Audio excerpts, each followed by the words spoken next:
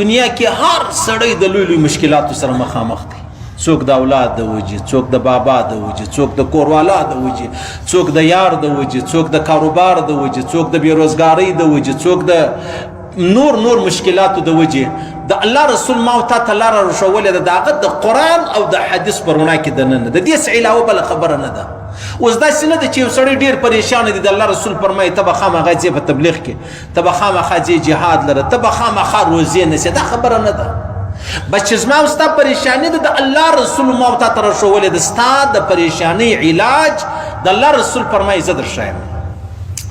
فرمایي وای کوم سړی چې سهار او ماښام دا آیات شریف وایي، سهار او ماښام دا آیات شریف، حسبي الله لا اله الا هو عليه توکلت وهو رب العرش العظیم، وواره سهار وواره ماښام.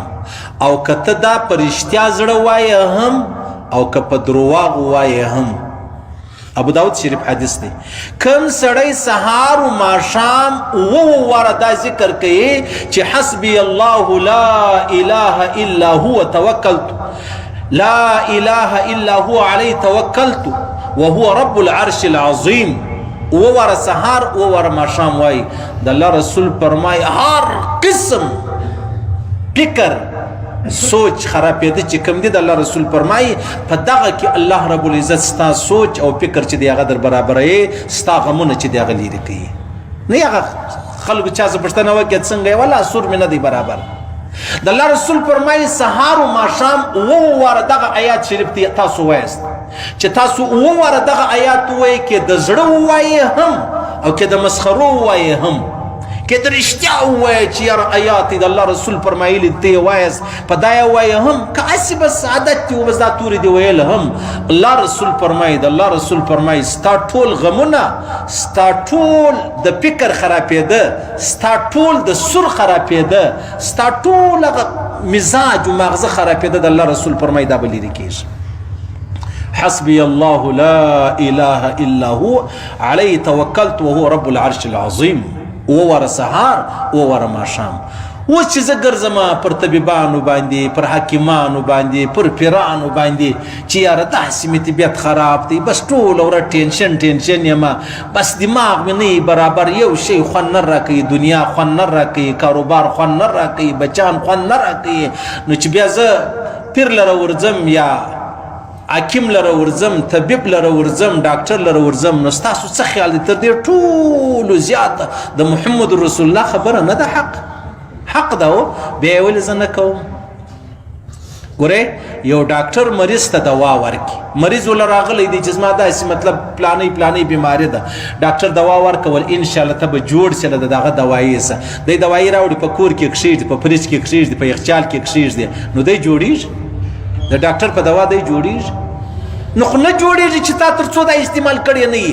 موږ هر سړی دا غواړو چې یاره غمونه و فکرونه و سوچونه مې ډېر سره در په دره دي، کشکې دا برابر سوي وای. نو خو راسه د محمد رسول الله و کور ته به کښېنو، د محمد رسول الله و کور ته به کښېنو.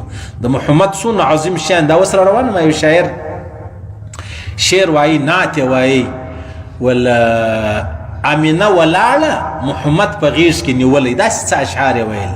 امینه ولاړه د پیغمبر علیه الصلاة والسلام ادې مبارکه او محمد یې په غیږ کې نیولی. پیغمبر سم مبارک شنی بچی ولود، نو د کال یو نیم ارسو چې د دې په غیږ کې دا څونه هغه شاعر دا تورې المال دا څونه عجبه تورې ویلي دي.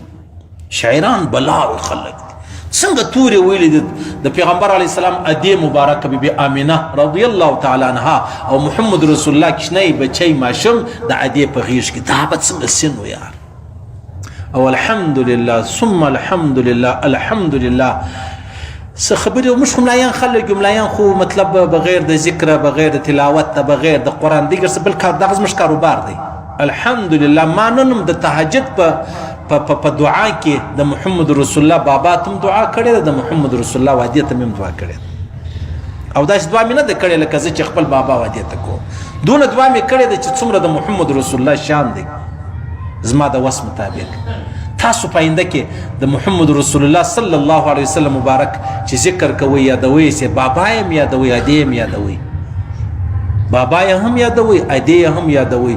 په هغه لوی عظیم رب دې مې قسم یې ما چې کله هم مشکل راغلی دی ما صدقه او خیرات کړی دي ثوابونه مې په چا پسې د الله د رسول په بابا پسې او د الله د رسول په ادې په بی امینه پسې ما بخښلی دي صحیح سو زاملګوره ته په اختر کې پسونه لالوي یو په پیغمبر علی السلام مبارک پسې ټیک دی منم په هغه کې د پیغمبر علی السلام بابا هم ورسره شریک دي ورسره شریک هغه نورې خبرې دي چې یار هغه به توا څنګه خبره توا ایمان وو نو ځان ته بل خبره ده زما ایمان داغه دی زما یقین داغه دی چې څنګه مطلب الله رب العزت محمد رسول الله سره احسان کړی دی دغه څه د بابا او د ادي سره احسان کوي صحیح سلو نو حسبي الله لا اله الا هو عليه توکلت وهو رب العرش العظیم وور سحار وور ما شام وایس بقول جناب نبی کریم صلی الله علیه وسلم ستار هر قسم غمونه ستار هر قسم پریشانی ستار هر قسم هغه د سوچ خرابېده به الله رب العزت تر څخه واخلي